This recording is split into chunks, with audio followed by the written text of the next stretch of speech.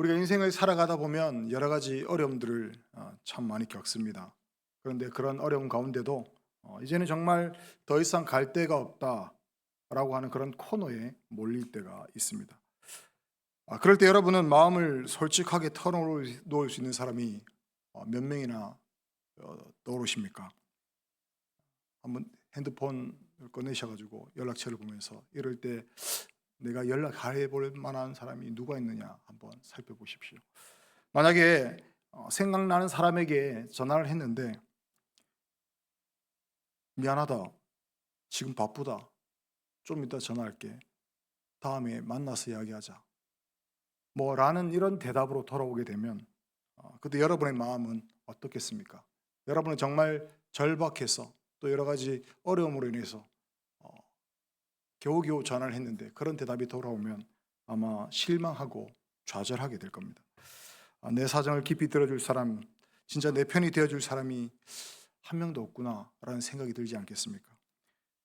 사람의 마음속에는 두 가지 불이 있다고 합니다. 하나는 사랑의 불이고 다른 하나는 억울함과 분노의 불이라고 합니다. 사랑의 불은 우리를 따뜻하게 하지만 억울함의 불은 우리를 새카맣게 태워버립니다.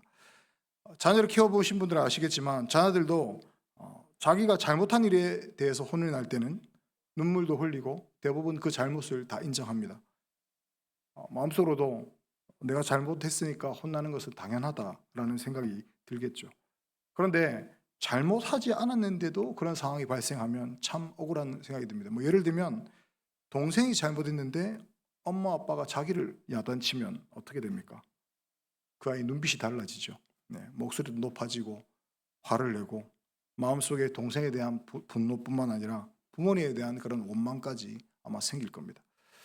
어른들도 똑같습니다. 직장에서 정직하게 일했는데 누명을 쓰고 또 인사상 불이익을 당할 때 내 이야기는 아무도 들어주지 않는 것 같고 내 편은 아무도 없는 것 같을 때에 우리 마음속 깊은 곳에는 원망과 분노가 타오르기 시작합니다.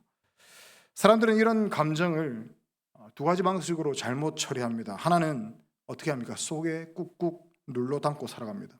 아무 이야기도 말하지 않고 겉으로는 괜찮은 척하지만 속에는 펄펄 끓고 있거나 활활 타오르고 있겠죠. 한국 사람들은 이러한 감정을 뭐라고 하는지 아십니까? 한이라고 합니다. 그래서 여자가 한을 품으면 온유해라도 서리가 내린다라는 말이 있습니다. 한이라는 것이 참 무섭습니다.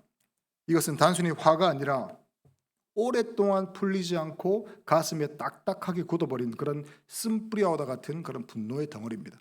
그러나 그런 것이 시간이 지나면 우울증, 절망, 자기 혐오까지 이어지게 되는 것을 우리가 보게 됩니다. 그리고 다른 하나, 어떤 사람은요 그런 분노들을 꾹꾹 담지 않고 그대로 감정을 폭발해 버리는 사람도 있습니다. 말로 상처 주고 행동으로 보복하고 술 중독, 폭력 이런 것들로 다 분노를 풀어버립니다. 그러나 그 순간은 시원한 것 같습니다. 그러나 결국 더 깊은 상처와 후회를 남기게 되더라는 거죠. 그런데 이처럼 그런 감정을 쏟아내지 않고 가슴으로 혼자 품으면 본인이 병든다 이야기하고 남에게 터뜨리면 남들도 같이 상처와 고통을 당하게 된다. 그러면 우리는 이런 감정들을 어떻게 해결할 수 있겠습니까? 오늘 시편 142편은 바로 그 타들어가는 마음, 한이 서린 가슴을 부여잡은 한 사람의 기도입니다. 바로 다윗이 사울에게 쫓겨서 굴 속에 숨어 있을 때 드린 그런 기도입니다. 한때는 사울은 천천히요 다윗은 만만히로다라고 찬양을 받던 이스라엘의 영웅이 갑자기 왕을 위협하는 반역자로 물려서 범죄자처럼 오늘 쫓기고 있습니다. 다윗 입장에서는 그 억울함이 얼마나 컸겠습니까? 그 분노와 상처를 안고 다윗은 하나님, 저는 정말 억울합니다. 저 정말 힘듭니다. 저를 좀 도와주십시오. 라고 울부짖는 기도를 오늘 드리고 있습니다. 오늘 말씀을 통해서 아무도 나를 돌아보지 않을 때에 우리가 가야 할 곳, 우리가 피해야 할 곳은 어디인지, 그리고 어떻게 해야 우리의 억울함과 우리의 이 원통함을 해결받을 수 있는지 우리가 함께 세 가지로 살펴보려고 합니다. 첫 번째로 억울함을 숨기지 말고 하나님께 부르짖어야 합니다. 오늘 1절 2절 말씀에 내가 소리내어 여호와께 부르짖으며 소리내어 여호와께 간구하는도다. 내가 내 원통함을 그의 앞에 토로하며 내 우환을 그의 앞에 진술하는도다. 여기서 소리내어라는 말이 2번 이렇게 반복되고 있습니다. 다윗은 마음속으로만 중얼거리며 기도하지 않았다라는 겁니다. 울부짖으며 기도했습니다. 그리고 그 울부짖음의 방향이 중요한데 그는 내 원통함을 그의 앞에 토로한다라고 말합니다. 사람들 앞에 퍼붓는 것이 아니라 누구한테 쏟아냈습니까? 지금 하나님 앞에 쏟아낸다라는 거죠. 근데 여러분, 보통 우리는 어떻게 합니까? 소대로 말씀드렸지만 어떤 사람은 억울함을 혼자 속으로 담아둡니다. 괜히 말해봤자 뭐 하겠노? 뭐가 달라지겠노? 그냥 내가 참아야지. 그러면 겉으로는 다 괜찮다 말하지만 마음속에서는 해결되지 않는 그런 억울함과 분노가 쌓이고 있다라는 겁니다. 처음에는 괜찮은 것 같지만 그게 쌓이면 마음의 병이 됩니다. 잠도 오지 않고 작은 말에 예민하게 상처받고 예배 자리에 앉아 있어도 말씀 하나 들어오지 않고 또 결국 우울증, 분노 조절의 문제, 심하면 나는 쓸모없는 사람이다, 나는 이 세상에 쓸모없는 사람이다 라는 자기 혐오에까지 이르게 된다라는 겁니다. 근데 서두에 또 말씀드린 것처럼 반대로 또 어떤 사람은 직접 감정을 터트려 버리면 어떻게 됩니까? 여기 저기 전화해가지고 쌓인 거 다 이야기해버립니다. 요즘엔 SNS도 발달되어 있으니까 거기에 막 글을 올리고 카톡방에 올리고 술 마시고 욕하고 행동으로 분노를 표출합니다. 그 순간은 속이 시원해진 것 같습니다. 그러나 관계는 무너지고 상처는 더욱 커지고 시간 지나면 하루만 지나도 어제 내가 왜 그랬을까라는 그런 후회와 수치감만 남을 뿐이다라는 겁니다. 그래서 성경은 우리에게 전혀 다른 방법을 보여주고 있습니다. 오늘 2절에 내가 내 원통함을 그의 앞에 토로하며 내 우환을 그의 앞에 진술하는도다. 억울함을 사람 앞에 쏟아내는 것도 아니고 내 가슴 속에만 숨겨놓는 것도 아니고 누구한테 가져가라? 하나님께 가져가라라는 겁니다. 여러분, 우리는 하나님 앞에 나아가서 울어야 됩니다. 참아라, 아무 말 하지 마라, 이것이 아니다라는 거죠. 물론 참아야 할 때가 있습니다. 기다려줘야 할 때가 있습니다. 그러나 믿음이 있으면 아무렇지 않은 척 해야 된다라는 것은 사실이 아닙니다. 하나님은 우리가 진실된 마음을 토해내기를 원하신다라는 거예요. 하나님, 저 정말 억울합니다. 하나님, 저 너무 힘듭니다. 하나님, 왜 제게 이런 일이 일어납니까? 정말 원통하고 분하고 화가 납니다. 하나님, 저 사람 때문에 정말 너무 힘듭니다. 솔직히 저 사람 지나가다가 그냥 확 자빠져가지고 팔이 부러지든지 다리가 부러지든지 했으면 좋겠습니다. 이런 마음을 하나님 앞에 다 토해내야 된다는 거예요. 눈물과 한숨, 분노와 질문까지 있는 그대로 하나님께 다 가져가는 것, 다 내어놓는 것, 그것이 바로 믿음의 시작이다라는 겁니다. 성경을 보면 믿음의 사람들 다 그렇게 기도했습니다. 우리 잘 아는 한나가 아이를 얻지 못해서 성전에서 마음이 괴로워하며 통곡했다라고 통곡하며 기도했다라고 기록하고 있습니다. 사람들은 그를 취한 것처럼 보였지만 하나님은 그의 눈물을 받으시고 아들 사무엘을 주셨습니다. 예레미야는 상처가 중하고 고통이 무겁도다 하면서 하나님 앞에 자신의 좌절을 다 쏟아냈습니다. 그리고 우리가 지금 오늘도 기록하고 있지만 시편 곳곳에서는 다윗은 어찌하여 나를 영원히 잊으셨나이까, 주께서 어찌하여 멀리 서시나이까 하고 하나님께 따지듯이 묻는 사람이 바로 이 다윗이었습니다. 여러분, 하나님께 너무한 거 아닙니까? 라고 생각하십니까? 이런 기도를 하나님께서 무례하다, 버릇없다라고 책망하실 것 같습니까? 아닙니다, 여러분. 오히려 네가 나를 진짜 아버지로 믿는구나 하고 받아준다라는 겁니다. 정직한 부르짖음이 없는 신앙은 겉으로는 단단해 보이지만 안에서는 서서히 썩어 들어갑니다. 반대로 하나님 앞에서 충분히 울어본 사람은 나중에 눈물을 닦고 일어설 힘을 얻게 된다라는 겁니다. 앞서 말씀드렸지만 세계 다른 민족에게 없는 우리 민족에게만 있는 것이 있습니다. 바로 이 한이라는 단어입니다. 오랫동안 풀리지 않는 억울함, 말하지 못하고 삼켜온 분노의 덩어리입니다. 문제는 이 한이 술자리에서 뒷담화나 비난으로 나가고 가족이나 친구끼리 서로에게 쏟아지게 되면 더 큰 상처가 이어지게 된다는 겁니다. 그러나 우리 성도들에게는 다른 길이 있다는 거죠. 그 한을 누구한테 토해내는 것입니까? 바로 하나님께 이 한을 다 쏟아내는 겁니다. 여러분, 우리가 하나님께 억울하다고 부르짖을 수 있는 진짜 근거가 무엇입니까? 억울할 때에 억울하다라고 하나님께 이렇게 부르짖을 수 있는 근거가 무엇이냐라는 겁니다. 바로 예수 그리스도께서 십자가 위에서 가장 억울한 죽임을 당하셨기 때문에 그렇습니다. 죄 없으신 주님이 죄인 취급받으셨고 하나님께 버림받는 그 고통 속에서 나의 하나님 어찌하여 나를 버리시나이까 라고 절규하셨습니다. 예수님께서 그 동굴 같은 죽음의 자리에 들어가셨기에 오늘 우리가 겪는 이 억울함이 하나님께 상달될 수가 있다라는 겁니다. 여러분, 우리가 부르짖는 이 부르짖음은 공허한 메아리가 아닙니다. 예수님의 피가 묻은 호소다라는 겁니다. 그러므로 십자가를 의지하여 담대히 여러분의 하늘, 여러분의 억울함을, 여러분의 원통함을 하나님께 토해내시기 바랍니다. 주님은 십자가의 상처로 우리의 상처를 이미 이해하고 계십니다. 예수님은 아무 죄도 없으셨지만 가장 큰 억울함을 당하셨습니다. 그래서 우리가 부르짖으면서 이렇게 기도할 때에 그래, 내가 다 안다. 나도 그 억울함 내도 다 당해봤다 라고 말씀해 주실 수 있는 분이 바로 우리 예수님이시다라는 겁니다. 오늘도 혹시 마음 깊은 곳에 남편에게, 아내에게, 또 자녀에게, 심지어는 친한 성도 간에 다 말하지 못한 그런 원통함과 우환이 있습니까?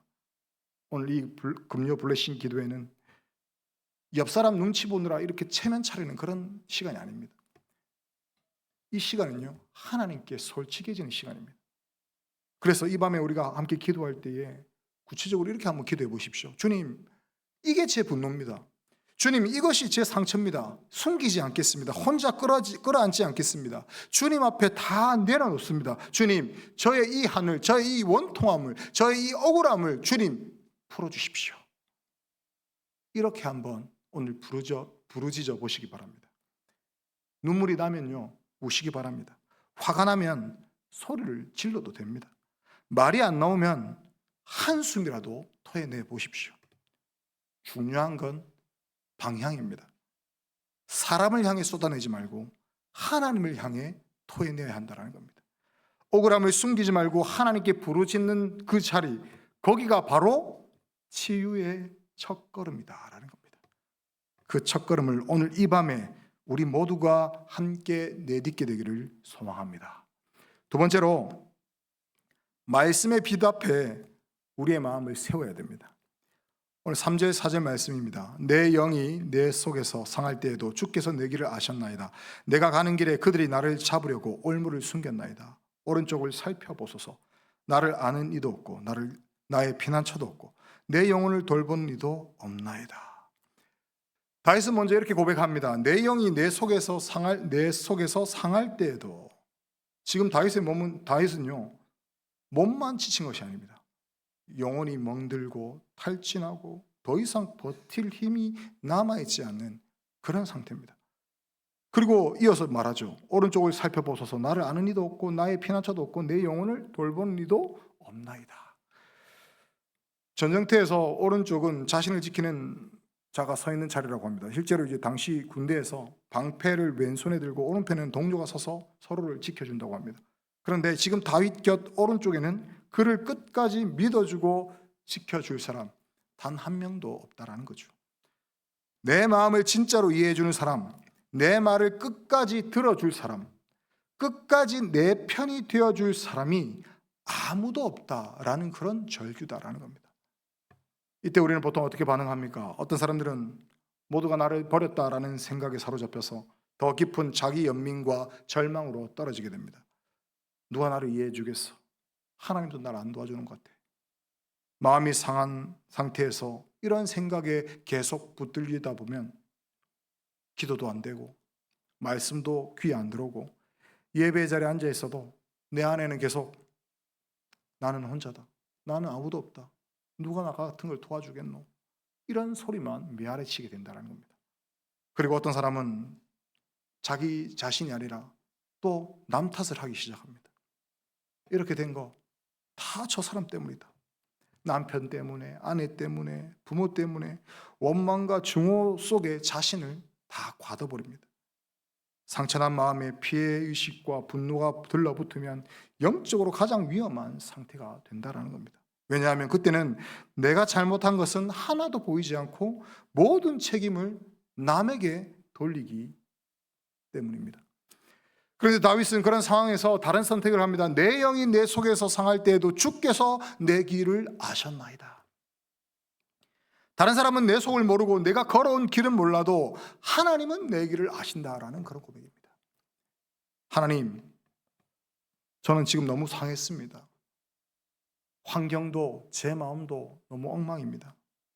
그런데 하나님, 제가 여기까지 오기까지는 모든 일을 주님께서 다 알고 계십니다. 그때부터 다윗은 하나님의 말씀 앞에 자기 자신을 다시 보기 시작합니다. 전에는 내가 뭔가 된 줄 알았습니다. 하나님의 환호와 인정이 내 힘인 줄 알았습니다. 사울은 천천히요, 다윗은 만만이다라고 하는 소리에 나도 모르게 교만해지고 하나님보다 사람의 시선을 더 의식했습니다. 그런데 지금 보니까 하나님께서 붙잡아 주시지 않으셨으면 나는 아무것도 아닙니다. 이런 고백이 있다는 거죠. 굴 속에서 사람은 다 떠난 것 같지만 그때 비로소 하나님의 시선을 의식하기 시작한 겁니다. 하나님이 나의 모든 길을 아신다는 것은 내가 숨기고 싶은 내면의 모습까지도 다 아신다라는 뜻입니다. 그래서 우리는 위로받기 위해 하나님 앞에 서지만 동시에 나를 정확하게 진단하기 위해서 말씀의 빛 앞에 설 수밖에 없습니다. 말씀은 우리의 마음의 병을 비춰주는 거울입니다. 히브리서 4장 12절에 이렇게 기록하죠. 하나님의 말씀은 살아있고 활력이 있어 좌우의 날선 어떤 검보다도 예리하여 혼과 영과 및 관절과 골수를 찔러 쪼개기까지 하며 또 마음의 생각과 뜻을 판단하나니. 우리가 설교를 듣고 말씀을 묵상할 때에 하나님은 우리에게 단지 너 얼마나 힘드냐, 얼마나 억울하냐 이것만 묻지 않습니다. 네 마음속에 어떤 상처와 죄가 있느냐, 왜 그렇게 분노가 끓고 있느냐, 무엇 때문에 그렇게 집착하고 있느냐를 이 말씀을 통해서 보여주신다라는 겁니다. 말씀이 아니면 우리가 그걸 볼 길이 없습니다. 자기 생각에 그냥 사로잡혀 버린다. 그래서 우리는 말씀에 우리 자신을 비춰봐야 한다는 겁니다. 우리가 병원에 가면 여러 검사를 하죠. 엑스레이도 찍고 피검사도 하고 CT도 찍고 MRI도 찍습니다. 아프다 하면 그냥 무조건 약부터 주지 않습니다. 진단을 한다라는 거죠. 정확히 어디가 문제인지를 보여주는 보는 그런 진단이 먼저입니다. 마찬가지로 우리 영혼이 상했을 때 말씀 앞에 서는 것은 이 영적인 정밀 검사를 받는 것과 같습니다. 겉으로는 저 사람이 날 이렇게 만들었어 라고 말하지만 말씀 앞에 서면 오히려 내 안에 있던 오래된 상처와 열등감, 인정받고 싶었던 욕심이 보인다는 거예요. 나는 피해자다라고 생각했는데 말씀을 듣다 보니 나도 모르게 다른 사람을 상처 주는 사람이었음을 깨닫게 된다는 겁니다. 내가 이 정도는 누려야지라고 생각했다가 말씀 안에서 내가 은혜로만 살아온 존재라는 것을 다시 깨닫게 된다는 겁니다. 이렇게 말씀은 내가 보고 싶지 않았던 내 모습을 드러내고 동시에 하나님의 약속과 사랑도 함께 비춰준다는 겁니다. 말씀의 빛 앞에 선다는 것은 또 다른 한 가지를 포함합니다. 바로 현실 있는 그대로를 인정하는 겁니다. 우리는 종종 이렇게 기도하죠. 과거가 좋았던 분들은 하나님 예전처럼만 돌려주십시오. 그때로만 좀 한번 돌아가고 싶습니다. 그때로 돌아가게 해주십시오. 하지만 하나님은 우리에게 뭐라고 말씀하십니까? 그때로 돌아가는 것이 아니라 지금 이 자리에서 새롭게 시작해라. 다윗의 새 출발은 골리앗을 쓰러뜨렸던 그 승리의 전쟁터에서 시작된 것이 아닙니다. 사람들의 박수갈채를 받았던 그 자리로 돌아가는 데서도 시작된 것이 아닙니다.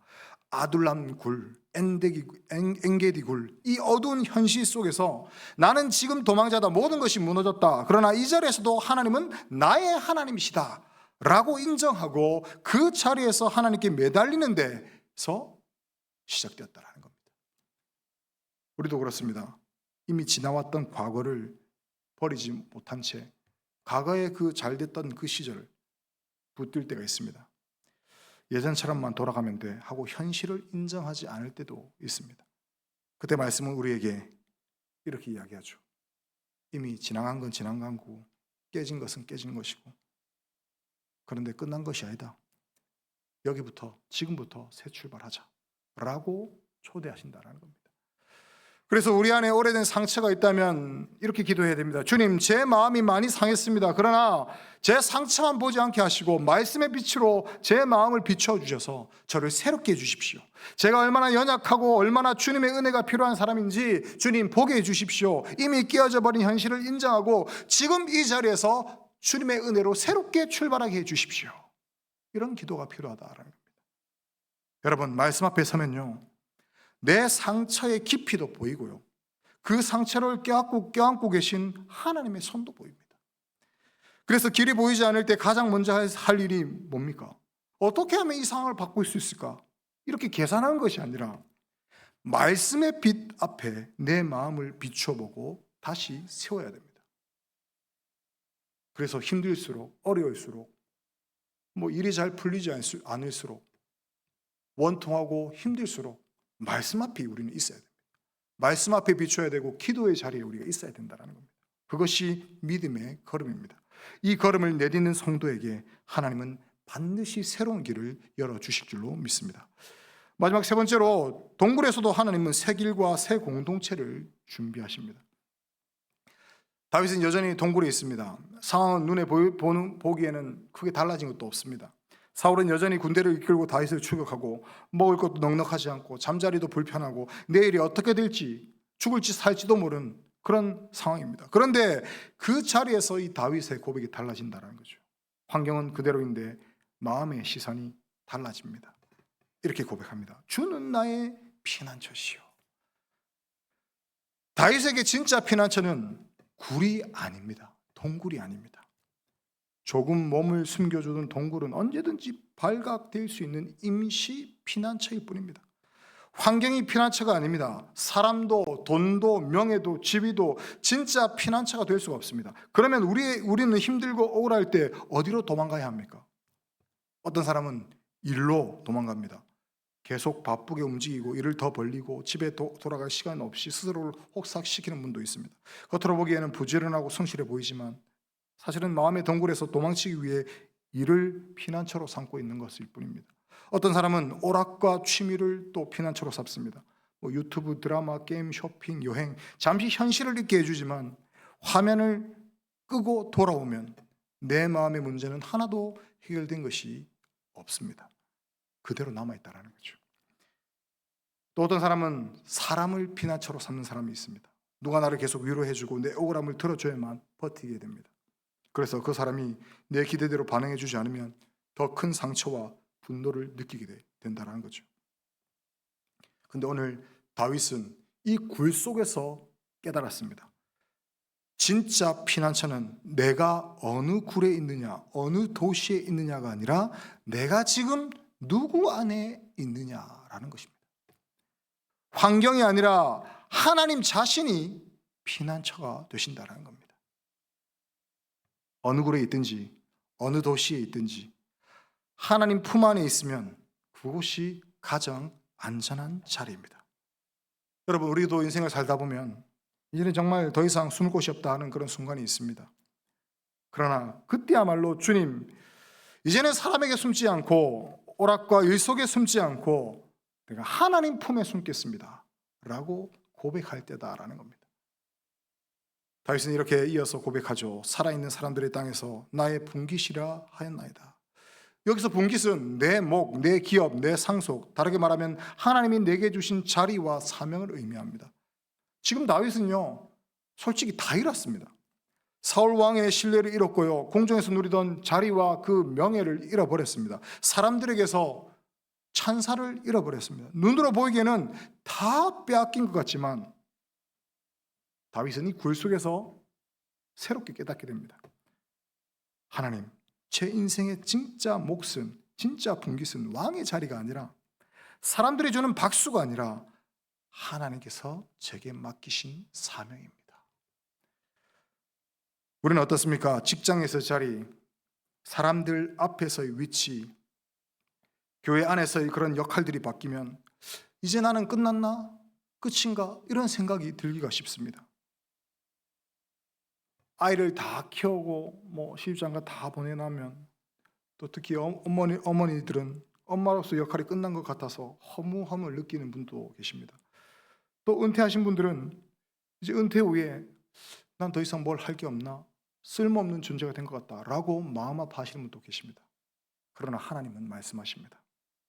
너의 본깃은 네 명함에 적힌 직함이 아니다. 네 직장이나 월급이나 사람들이 붙여준 그런 타이틀이 아니다. 내가 너에게 맡긴 자리, 가정에서, 교회에서, 이 땅에서 내 이름을 붙들고 살아가는 그 삶 자체가 너의 본깃이다.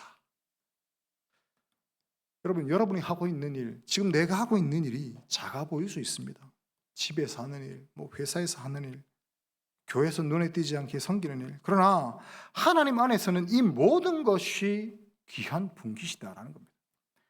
억울함과 분노에만 매여 있으면 내가 빼앗긴 것만 보입니다.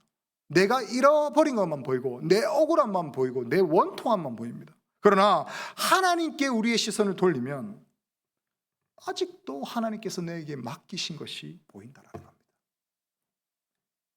다윗은 굴 속에서 왕관을 쓴 자신의 모습이 아니라 양떼를 돌보던 목동 시절처럼 다시 하나님의 사람이라는 가장 기본적인 정체성으로 돌아왔다라는 겁니다.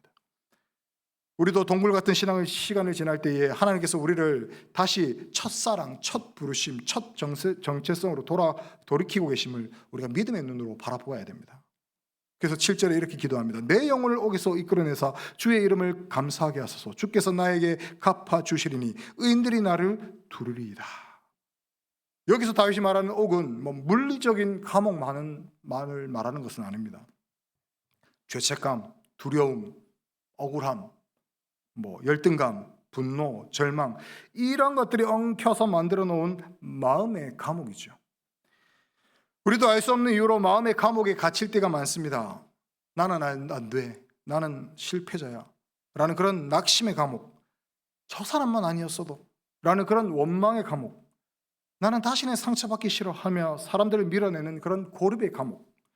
겉으로 보기에는 멀쩡히 생활하고 있지만 사실은 내 마음 깊은 곳에 굵은 쇠창살이 나를 가두고 있는 것처럼 우리가 자유가 없다라는 거죠. 그래서 다윗이 기도했습니다. 내 영혼을 옥에서 이끌어내사. 단지 사울의 군대를 피하게 해달라고 하는 것이 아니라 이 마음의 감옥에서 건져내달라고 기도하는 겁니다. 그리고 그 목적을 이렇게 말합니다. 주의 이름을 감사하게 하소서. 다시 감사의 자리, 다시 찬양의 자리로 돌아가게 해달라는 그런 기도입니다. 그리고 마지막에 믿음의 눈으로 미래를 바라보며 이렇게 고백하죠. 주께서 나에게 갚아주시리니 의인들이 나를 두르리이다.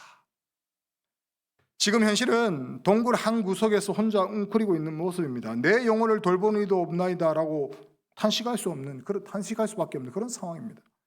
그러나 믿음의 눈으로 바라보니 하나님이 예비하실 미래의 그림이 보이기 시작하더라는 겁니다. 하나님이 나를 버리지 않으시고 결국 선하게 대우하시고 좋은 것으로 채우실 것이다 라는 그런 믿음입니다. 그리고 다윗은 지금 혼자지만 장차 의로운 자들이 자신을 둘러서서 하나님을 찬양할 날이 곧 올 거라는 것을 바라보았다라는 겁니다. 여러분, 이건 단순히 잘 될 거야 라는 그런 긍정적인 사고방식이 아닙니다. 하나님의 약속에 근거한 확신입니다. 하나님은 다윗에게 기름 부으셨고 왕으로 세우시겠다고 약속하셨습니다. 내 감정은 어떻습니까? 실패자, 망했다라고 말하지만 하나님의 언약은 내가 너를 지키며 반드시 이루리라 라고 말씀하셨다라는 겁니다. 그래서 우리는 우리의 감정을 믿는 것이 아니라 하나님의 성품을 믿어야 됩니다. 우리 하나님은 신실한 하나님이십니다. 한번 택한 백성은 동굴에 있어도 감옥 속에 있어도 끝까지 하나님께서 그 사람을 책임지신다라는 겁니다. 그 하나님의 신실하심이 바로 우리의 진짜 피난처다라는 겁니다. 지금 여러분의 삶이 굴속 같고 감옥 속 같은 수 있습니다. 그러나 감옥에 있다고, 동굴에 있다고 끝이 아니다라는 겁니다. 동굴은 하나님이 우리를 새로운 자리로 이끄시기 전에 잠시 머무르시게 하는 믿음의 훈련의 장소입니다.